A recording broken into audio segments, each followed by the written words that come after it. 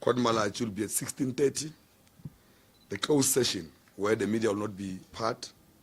Is going to be adoption of credentials. Then it's going to be occasional report, which will be at 17:30. It's going to be the treasurer's report, which will be at 16:30. Then it's going to be adoption of reports, adoption of rules of conference. Then an open session again, which will start at 8:20, which is 8:30 late, which will be a nomination of office bearers. The media will be allowed to be part of that. And those are the part of the things that will be happening. The ANC Youth League ensures that members and delegates of the media and the public that all logistical and political and organizational preparations for the Congress are at place.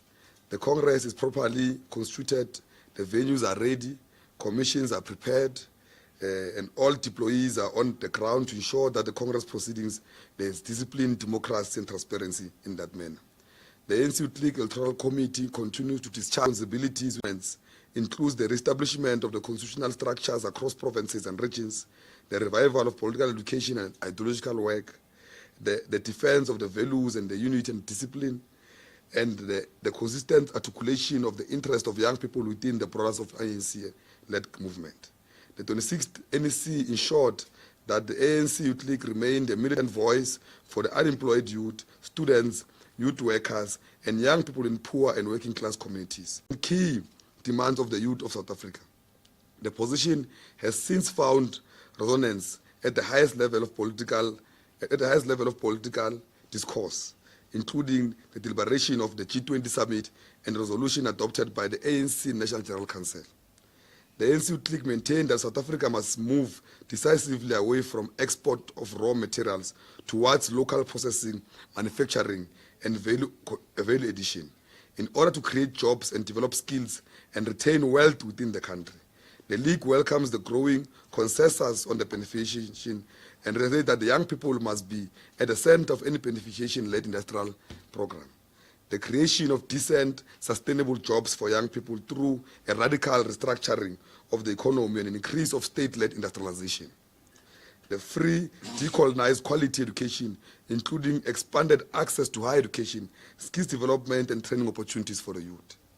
The urgent implementation of land reform, including access to land, productive land for use by young people. The strengthening of public health care, the employment of unemployed healthcare professionals to address the shortages of clinics and hospitals. A decisive fight against corruption, maladministration, identifying theft, and the protection of integrity of the state. The acceleration of economic transformation to place the ownership and control of the economy in the hands of the black majority within the young people in the center of that. The 27th National Congress is therefore not the only platform to elect leadership, but a decisive moment to consolidate political line, renew the organizational capacity, and sharpen the program of action of the ANC Youth League. The outcomes of this Congress must position the Youth League as a stronger and more united and more effective force for radical social and economic change. The ANC Youth League calls for all delegates to conduct themselves with discipline, respect, revolutionary maturity, and we further call on the media to report fairly, accurately on the proceeding of the Congress. The 27th National Congress will proceed successfully, guided by the constitution of the ANC Youth League and the collective will of its members, and the historic responsibility to champion the struggle and aspiration of young people in South Africa. Thank you very much. Thank you. So I'm going to open for a set of hands if there are any questions. Okay, so okay, we have 3 hands. So we are going to start here in front. We're going to take 1, 2, and then 3.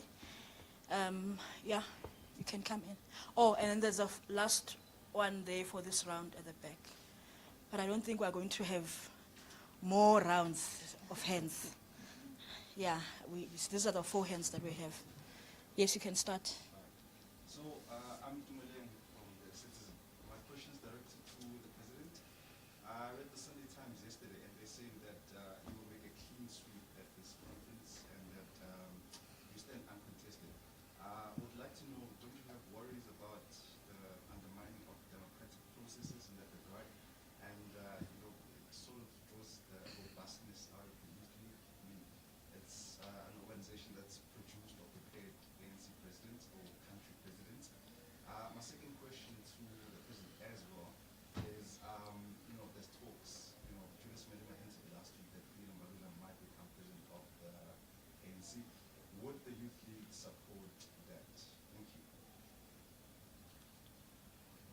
much. My name is Luna. I'm from the Mail Guardian. Mine goes to the Treasurer General. Look, TG, from the state of, I know obviously it will be a closed session when we speak about the issue of the state of finances. But from when you took over as the 26th administration, do you think that you kind of raised the bar for whoever that's going to come in and take over if you're not contesting? And then, so just checking here. And also, with the issue of those who were in the 26 administration, I know that DP is also part of government. I know that DSG as well, I think. If they do not come in as maybe as the part of the office, national bearers, will you consider speaking to the president and removing those in government and putting maybe whoever that is going to come in? I'm raising this because we know that in the ANC, I think the president and the deputy president and the SG basically, and I think the TG as well, basically they get financial support from working in government because it's not really party activities that they get involved into. So that's why I'm asking on the issues to say, will those two positions be looked at to say whoever that doesn't come in maybe might consider speaking to the president and say maybe remove them and put the ones that are going to be here. Then thirdly, SG, for me, would be, I'm not sure if you're contesting, I don't want to be far-fetched with that. But SG, looking at the state of the organization now, of the Youth League, and going to 2026 elections, we know that it's a young electorate. Do you think the Youth League has done enough to convince young voters to say, no, maybe go with the former liberation movement? Thank you very much. Yes? Yes, only some of the things that I wanted to ask the gentleman has already made. I also want to find out in terms of registration, are you going to be able to register all delegates just before you commence with the official opening of the Congress? Was the last hand at the back? So I'm here. Oh, no, it's here. Okay, you can go ahead, sir. Yeah, I'm Juma from SABC, Limpopo. Fresh from the NGC, I just want to revisit your theoretical framework. You know, the NDR was being bandied around the whole of last week. So I want to get your understanding. You know, the NDR relates to the two-stage theory, first postulated by Joe Slovo in No Middle Road in the 1980s. Now, your understanding, where are we now in terms of the two-stage theory? When is the one stage ceasing and the second stage commencing? And this is the tensions between you and the South African Communist Party. And I believe the Communist Party Youth League will be sending a message later today. But yeah, where are we in terms of the NDR? Okay, thank you. Those are the hands. So we're going to allow the Treasurer General to answer the question that came to him, and then we'll take the SG, and if there are any outstanding issues, the President will then come in lastly. Yeah, thank you very much. I think the question is about what mostly will report to a closed session. But safe to say that when we took over as the 26th National Executive Committee, we inherited a debt of 16 million, President, from the previous, whatever, it was 16 million.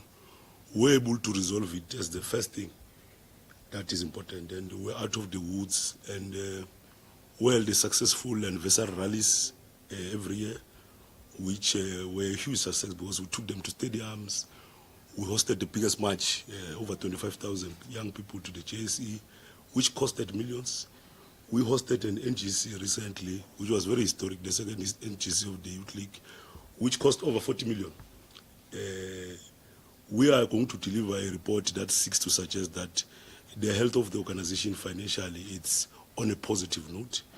we will certainly not leave the 27th NEC with serious debts, if there are any debts, because we have not yet closed our books. We are still procuring as we're standing here or sitting here, because the Congress ends on the 17th, and as the 26th NEC, we will still be procuring, and then we'll do a handover that is properly. But what we're saying is that the financial health of the organization is very positive. In the NGC, we delivered an audited, independently audited financial statement, which gave credence to what I'm saying. And I think the report I want to give later to the Congress will also affirm that state of health of finances of the organization. There are no issues. Of course, the Youth League has been defunded. It has been very difficult. We're able to re-establish the investment arm of the Youth League. The Youth League has an investment arm.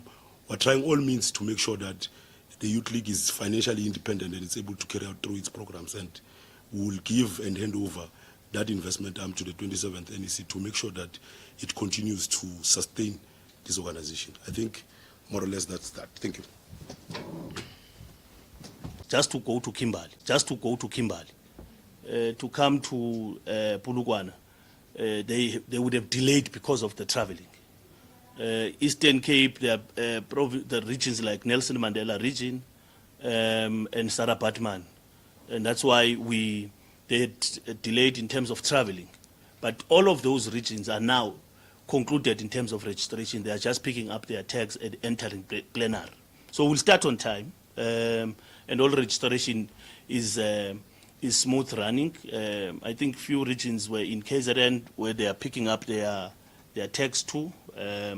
So in terms of registration, we're running smooth in relation to that. Have we done everything that was expected of us in terms of appealing to young people for electoral support? So I want to answer that in two ways. The first element is that the 26th National Executive Committee, as President has been saying in the statement,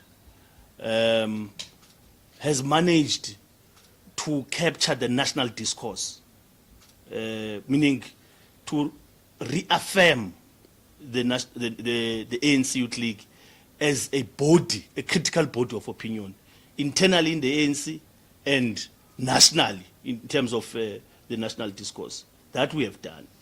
And that's why we are saying, you look at the G20, the resolutions of the 26th National Executive Committee or National Congress have now taken a stage where whether you are going to AU, whether you are going to the World Economic Forum, whether you are going to G20, we're saying beneficiation at source. And that is the Youth League that has taken back that particular discussion into the national and international agenda. It's no other organization. So we've hegemonized the Youth League back. On electoral support, the youth of South Africa, as you understand it, is of eligible age is 21.6 million young people who are eligible to vote.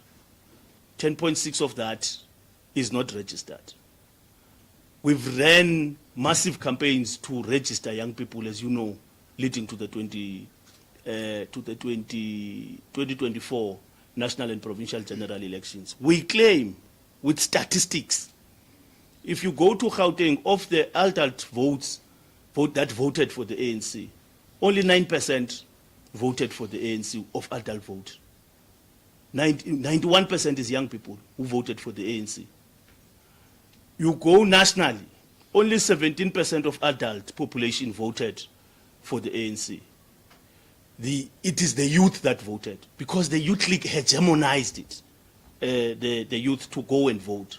Of course, the issue about electoral support is not just a matter you will win in one day. That's why the 27th National Executive Committee, as the President is saying, it's a continuum of hegemonizing the liberation politics, because the struggle for economy, for land, has not been attained and established. And that is why we say the fundamentals have not been achieved. The 27th National Executive Committee must take over and energize that particular space. That's why all of us were agreed, and I'm saying as a National Executive Committee, I'm not preempting delegates, But as the National Executive Committee, we had agreed that there must be continuity and change in the leadership of the Youth League. And that continuity must be led by ideas and voices we know. And I end there, so that I'm not saying I'm preempting what the delegates must do. Yeah. Yeah, thank you very much, Comrade Spokes. The issue of an uncontested conference. We are not in conference yet. There's a process in the guidelines of nomination of branches. What has been announced is what branches have nominated. Why a youth league that operates in branches, and audited branches. I think it's over 3,000 audited branches for this conference. And those are branches that fully participated as per our guidelines of the constitution, because our delegates, we don't handpick them from the streets. They're a process of branches, and the branches do that nomination. But there's still another second process where delegates can raise people from the floor. I don't know what Sunday Times is saying, but you can be raised from the floor. And the constitution of the Youth League allows that. But we've tried our level best to harmonize and create unity in the organization.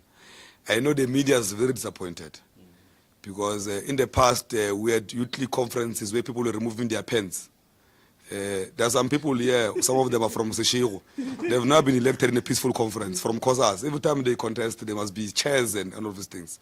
And I think throughout our whole term, comrades, we've never had an incident in any conference of the Youth League. I'm sure you have not. That's why there's only SABC here reporting. If there was chaos here, there'll be many media houses here wanting to know about the chaos. But because there's peace and unity, and the Youth League is closing rank, a lot of people who want to see the ANC disappear are very disappointed. Now, contestation doesn't mean that it's illegal. The constitution of the ANC allows democratical processes in the movement. That's what makes us different from other political parties. In the ANC, we contest and we protect the democracy of the movement, and it's open to everyone to do. It's a beauty of being in the ANC, which many other political members of political parties don't enjoy. Now, yes, it will be allowed. The issue of the succession debate of the ANC is not yet open. When that time comes, we'll speak about it. We are a very influential body of the ANC. We have a delegation to national conferences of the ANC. Now, we will be forced to convene our own meeting to agree who we support, because we must nominate anyway who we support. Now, we can't run away from it, but don't rush it. Our focus now is the conference of the ANC next year is to protect the ANC to win its hegemony, back to power as the real parliament of the people, and go and win the confidence of our people. That's our focus, and that's what part of the reason influences this early conference is to re-energize the program of the Youth League. As the SGF said, we're the biggest contributors to the vote of the ANC. Now, we need to do more. We need to take the ANC from where it is. 40% is not a good position. It means that 60% of voters in South Africa who have not voted for African National Congress, who voted for other political parties. Now, that is a problem. The issue of the NTR, the ANC has identified the state as a vehicle to advance the national democratic revolution. And when they identified it as such, in areas where in most cases the ANC is not totally in charge or is not in charge, the revolution gets suspended. Because the state, if it's in the hands of right-wingers like the DA in the Western Cape, we can't expect them to advance the national democratic revolution. And what puts us together with the Communist Party is us being identified as a leader to advance the national democratic revolution. That's why when we asked the Communist Party one question: what are you contesting for? Because the vehicle is here of advancing the NTR. Are you contesting as a socialist party for socialism, or are you contesting for national democratic revolution? And we're still waiting for that answer. But if it's about the NTR, then the ANC has been identified by the Alliance as an organization that must advance the NTR. Have you achieved the cause? No, we're not yet at the National Democratic Society. We've not arrived in heaven. Now, the reason the revolution is still on, the reason we're still saying a luta continua, is because we believe that the revolution is on course. Until we arrive in heaven, what we call the National Democratic Society, we can't say that we've arrived. Now, the revolution can't be suspended yet. That's why we are mobilizing every day as the Youth League to fight for the hegemony of the ANC so that the revolution continues. And there is no revolution that has been achieved fully yet. But yes, there are elements of achieved. There are areas of social change that have committed, that have said we've achieved. We can't say the ANC in the past 31 years have not done anything. We will not be here today. We've built houses where there were no houses. We've built schools where there were no schools. We've built roads where there were no roads. We've opened access to education to youth that have not ordinary access to education. We've put policies in place like affirmative action, triple BE that is challenged by right-wingers even today as part of our project to advance the national democratic revolution. Is our society a non-racial society? Yes, it is a non-racial society. But the problem is that what we are faced with now, the economy is still racialized. That is the problem we're faced with. Now, that's what the problem is. We can't say that we are in a non-racial society when the economy is still racialized. Now, it means part of our projects of the revolution is to make sure that the economy reflects the demographics of the country. Now, it's a project we're in the Youth League. We're not retreating on it. We're ready to fight with it. And we want to come out of this Congress with that clear project that anyone who stands on the road to de-racialize the economy of this country is the enemy of the national democratic revolution. Now, that is the enemy that we must unite against. Not these side shows of people who are contesting, who don't know what they're contesting for, when they were supposed to be here to assist us to defend the movement against right-wingers who are well-organized, highly funded by international forces against the suspension of our revolution. On the issue of deployees, no, there's nothing that says in the constitution of the Youth League that when you are a deputy president or DSG or second DSG, you are guaranteed a job in parliament or anywhere else. No. There's no such. These people are elected in voluntary positions. If you are deployed, yes, that's great that you are deployed. But nothing is forcing you to be deployed in any position in parliament. Those who are deployed there, our deployees, we've said it throughout our term. We are going to protect our former leaders of the Youth League. Anyway, we've been consistent. If you have read the guidelines of the ANC Electoral Committee, it speaks also about the missing middle, speaking about that. The 40 years and below, 35 to 40 years, who are not highly protected, in most cases because they're not young, also they're not too old, they're not protected in anything. It's the Youth League that speaks about them. And that's why they're even in the guidelines of the ANC, including the 35 years and below. Now, I'm saying that we don't have that spin for former leaders of the Youth League. This is a preparatory school of the ANC. Now, all of us here are going to be graduates. None of us here, I'm sure Zoelo and Google don't believe this thing of graduation. But today, they believe it now. It takes long to believe this thing. It happens because the Youth League is an age organization. When you get to 35 years, you cease to be a member of the Youth League. But it prepares you to be a better leader of society and leader of the ANC. Registration process, I think I must admit, comrades, SG, that it's something we must fix. I think both us and the ANC, we have not mastered the registration process. And I've been making these examples that maybe it's because of resources, TG sometimes, because the travel distance, but also the technologies that are faster, more expensive. And as the TG have said, we're being defunded deliberately. Big businesses in South Africa are funding small political parties to weaken the ANC's influence. So the revolution is suspended. You will find a party that would one seat in parliament has got more funding than the African National Congress. Now it's a clear agenda that there's a project to remove and weaken the African National Congress. Now, our registration process, it gets delayed on those because they are manual processes. And also members of the media. I know some of you are still waiting for your tag, but Common Spokes is working on it and will resolve it. But those are issues that we'll work on and improve on. Because we need to admit on those areas, because our conferences in most cases are not delayed by many things, are delayed by registration. Because you can start an elective conference without credentials, without registration, because those are an important part of the conference. Because the constitution tells you that 90% of delegates of the conference must be from branches. Then the 10% is NEC and provincial delegation. Now, you can imagine that if 90% of people are not registered, it means that there is no conference. Now, conference is totally dependent on registered delegates. Thanks.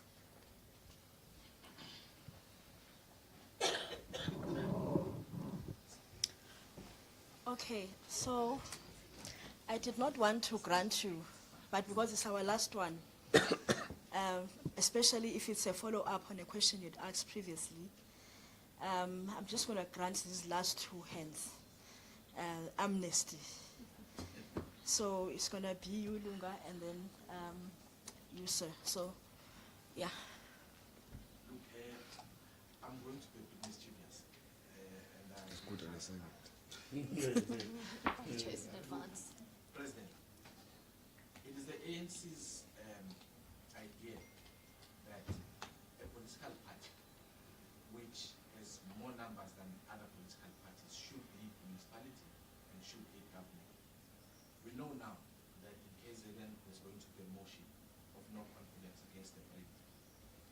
Of course, the person who's leading in terms of votes in KZN is the Umkhonto weSizwe party, a party that you've said you would not want to work to. Yes. Work with, sorry. Would it be disingenuous to say the ANC must support the MK party in KZN to take over government? Because it is your stance that a leading political party in a province, in municipality, and in national, that should be the one that gets a chance to form a coalition. Thank you very much. Okay, just to follow up on the NDR. One takes it that, you know, with April 27, 1994, and the extension of universal franchise to Africans who did not have real franchise, marks the pinnacle of the NDR. And from there, you transition with social class battles towards socialism. On that route, you have lost some votes. You are in a GLE. What's the way forward now? You are in deficit, in essence. Thank you. Those are the last questions. Yes. Okay. No, thanks. On the issue of MK party, we've made our views clear that we will not support any political party that does not respect the constitution of this country and the values and the principles of this country. One is that the communist, the Umkhonto weSizwe party, it's a political party formed out of people who were cleaned out of the renewal project of the ANC. Now, we can associate ourselves with such, especially now with even worse issues where they've taken poor kids to Russia to become human shield, to be killed on behalf of Russians. It's something that the ANC, we can't want power at all costs to a point where we are ready to associate ourselves with people that don't value and respect what South African stands for. Now, the nation-building agenda that we have, it's got nothing to do with the Umkhonto weSizwe because they don't even believe in the unity of the people of South Africa. They formed a political organization to divide people racially, to divide all the corrupt people who have collapsed all state-owned entities, all the wrongdoings in this country, all of them are in Umkhonto weSizwe. Now, I can imagine the day where ANC vote in Umkhonto weSizwe to further deepen corruption in KwaZulu-Natal. And our stance are very clear as the Youth League that we're not associating ourselves with such. Now, on the issue of the hegemony to advance our program moving forward, look, I think we must agree that we're a setback, and I think the ANC acknowledges it. We're a setback that has forced us to provide leadership. And in many areas, we're working with people who are not ideologically aligned with us. The Democratic Alliance and Front Plus are not ideologically aligned with us. But we have not suspended any of our social programs. They've tried to block the Bella Act. We're implementing it. We signed for it. They tried to block the land reform program. The president signed for it. They're trying to block now in courts everywhere else the NHI. The president were moving with it forward. Yes, we have pushed as the Youth League that if the DA it is not prepared to behave like a party in government led by the ANC, because the president of the country, the president of the ANC, they must move out of the journey. We've made that call before, because we can't have a DA operating like an opposition inside the GNE, pushing right-wing programs inside the GNE. Because here we've set values and principles on how we want to work. For example, the issue of the Minister of Communication, it's a serious security breach of this country has done, but it's also clear undermining of clear policies of progressive of terrible PE that benefits the former disadvantaged people of South Africa. Now, those are the challenges we're faced with. That's what happens when we are at 40%. When we're at 40%, we are forced to work with people that normally will not work with. And South Africans have put us in these positions because they were dissatisfied with us on how we're operating. Now, we have a responsibility as the Youth League and the ANC to go back and win the hearts of our people so that never shall we be put in this position again where we're forced to kiss rats and cats everywhere in the interest of advancing the racial democratic revolution. Because the dangers of us not being in the state is that if we chose an option of opposition, it means that there will be a total suspension of the national democratic revolution, which is risky. Because as we have said, we have identified the state as a vehicle to advance the revolution. Now, I feel that in those areas, it is very important that we understand why we had to take a political role to make sure that we are a leader in this GNU when we are called upon to lead South Africans and not neglect that responsibility. Because if you neglect it, you're going to have Afro Forum and Front Plus, all these right-wingers, DAs, in charge of the country. And I can guarantee you today, if the DA takes charge of this country and Afro Forum and Front Plus, I can tell you now that the revolution will be suspended and all the gains of freedom will be reversed. Thank you so much, colleagues. With that, we are coming into an end of our press briefing.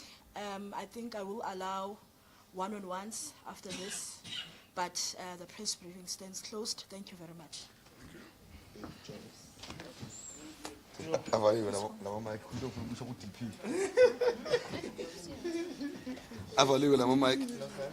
How's it? I'm good, how are you? Tumelo, can you please? No, ufuna kasho ukuthi ama-camera avaliwe. Ufuna ukuyisho ngawe nje. Oh, yeah. We are fine. I had a breakfast with them now, Oh. so why tells me that Which countries are here? I will find now. here? All of them? Yeah. Oh, that's great. I will find now. I'm giving this picture. Okay. Yeah, I'm good, thank you. Where's my ticket?